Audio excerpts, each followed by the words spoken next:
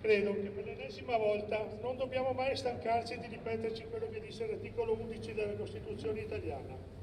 L'Italia ripudia la guerra come mezzo di risoluzione delle controversie internazionali.